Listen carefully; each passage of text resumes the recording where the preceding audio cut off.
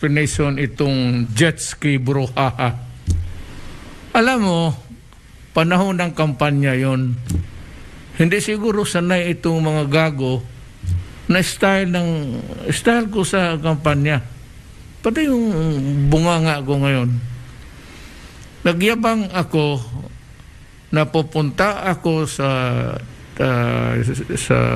Sprat Day. Magdalaga ako ng flag, sakay ako ng jet ski. Nagplano ako niyan. Bumili ako ng jet ski, ang kaya ko second hand lang. So nag-order ako ng pizza, hanggang ngayon, hindi pa dumating since then. Walang dumating, wala akong magawa. Ngayon. Hindi pa to campaign joke ulit ni dating Pangulong Duterte? Hindi ba tayo nasanay dun sa jet ski promise niya? Na nung naniwala tayo halos sa mga sumuporta sa kanya, tinawag tayong stupid. So pag naniwala ba tayo ulit sa sinasabi niyang ito, baka mapagkamalan niya tayo ulit at tawagin tayong stupid.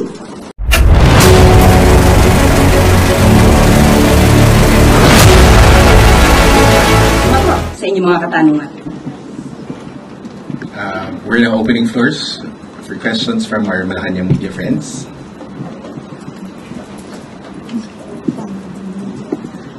First question, Maricel Halili, News 5.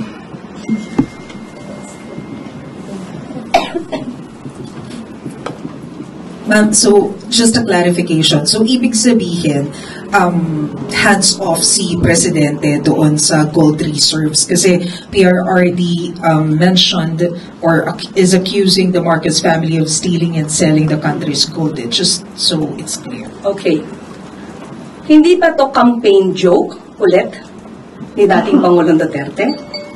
Hindi ba tayo nasanay dun sa jet ski promise niya? Na nung naniwala tayo halos sa mga sumuporta sa kanya, tinawag tayong stupid. So pag naniwala ba tayo ulit sa sinasabi niyang ito, baka mapagkamalan niya tayo ulit at tawagin tayong stupid. But anyway, we will take this seriously. Para naman hindi magkaroon ng fake news, lalo na doon sa mga taong nakikinig sa kanya at maaaring naniniwala pa.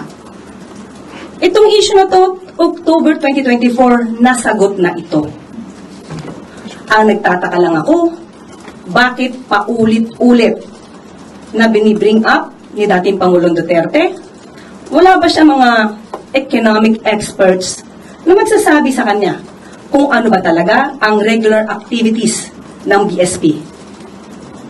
Ayon sa BSP, ang pagbebenta ng gold is just a regular activity. How? Why? To pump up the economy. Even at the time of former President Duterte, trabaho na ito ng BSP. Hindi niya ba alam iyon? Okay, now, sinabi nga dito, ang pagbebenta ng gold, kung mataas ang presyo, dapat ibenta. Sinabi din ng BSP, hindi pwede silang mag-hold that much of a gold. Okay, now, ang nagtataka lang tayo, bakit hindi ito alam ng dating Pangulo? Siguro bago siya magbigay ng itong klaseng intriga, mapapansin nyo sa kanya mga statements, hindi naman detailed. Anong proof niya? Again, as a lawyer, he is a lawyer. He became a fiscal. Alam niya kung paano magkuha ng ebidensya, no? To get the truth. Bakit sa kanya? Parang wala siyang ebidensya. Laging paintriga. All we want here is evidence. Ipakita niya kung si PBBM o ang Pangulo ang nag-utos para magbenta ng gold reserves.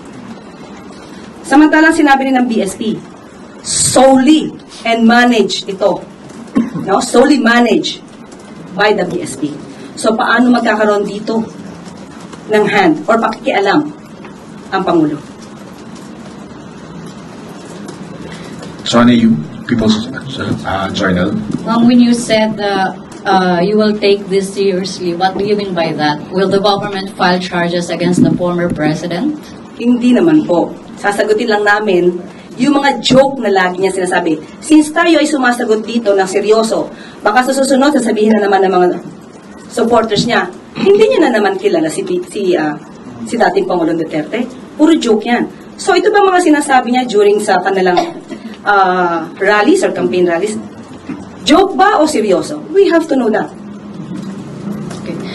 And also, ma'am, would you know under the Marcos administration kung ilan na pong gold ang naibenta? As of now, wala tayong records, pero sabi nga nila, according sa BSP, kukunin namin ito.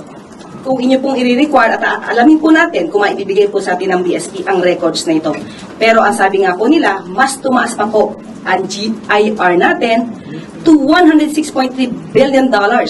So, ibig sabihin, hindi tayo, wala tayong problema sa gold reserves natin. So, that's fake news. Ang sinasabi nila ay fake news or, mas formal na word, disinformation. Thank you. Next question, please. Do we still have questions from our media friends? Pia Gutierrez, ABS-CBN. Hi ma'am, good afternoon. Ma'am, in responding sa sagot niyo kanina regarding yung naunang statement ni dating Pangulong Duterte, si former Chief Presidential Legal Counsel Attorney Salvador Panelo said that it's actually the government, the Duterte the Marcos administration that's the biggest spreader of fake news. And I quote yung sinabi niya kanina sa ANC, it's funny because it's the government, the huge corporation of fake news. For instance, when the police assaulted the KOJC, they were saying the police were not armed. They say there were no blanks in the BICAM report, which was the basis of the enrolled bill that was signed into law. Your comment po. So, si Attorney Panelo yung nagsabi na The biggest spreader of fake news yung spreader ng fake news. Unang-una, ang usapan dito ay about the gold reserves. Bakit kailangan baguhin? Nagda-divert ba sila? Yung issue tungkol sa KOJC, nasa korte na to. Kung meron mang kasuhan dito, sa korte ito. Ang pinag-uusapan natin dito, yung sinabi ni dating Pangulong Duterte patungkol sa gold reserves na walang anumang basihan.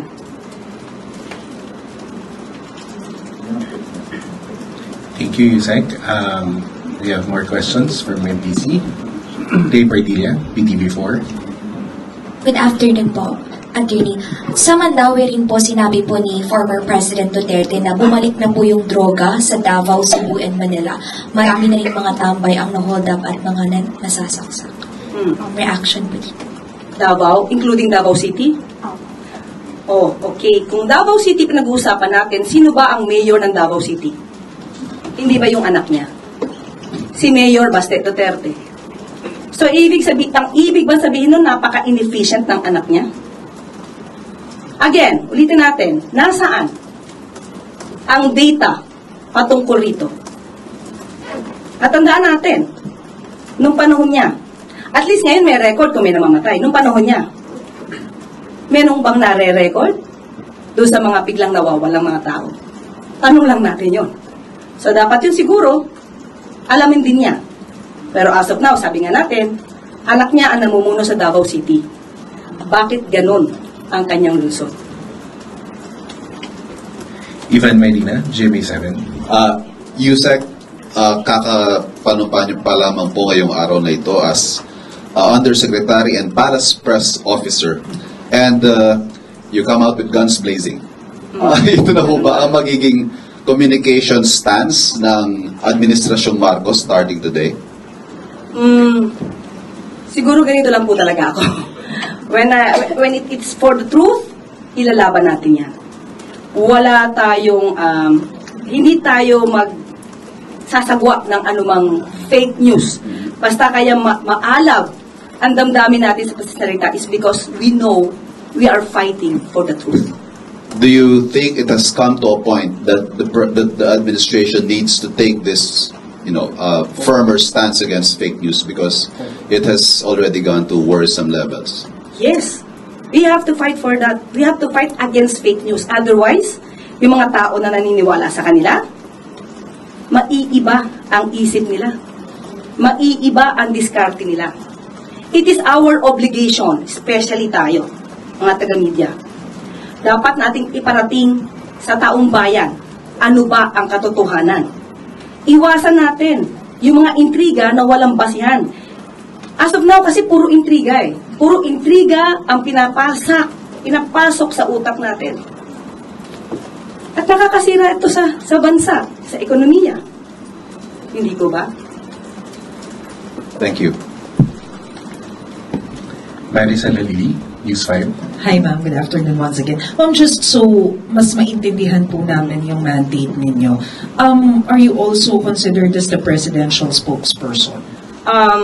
I am not a spokesperson because the President will be speaking for himself. Okay, ang mandato ko is to explain, to expound, anuman ang pronouncements, direktiba ng palasyo. And, Pangulo. But I will not consider myself as a spokesperson. Ano po ba ang difference ng press officer sa spokesperson and press briefer? Okay. May mga pagkakataon po kasi na kapag magkakaroon po kasi, if I'm not mistaken, magkakaroon mismo ang Pangulo ng once a month na press con.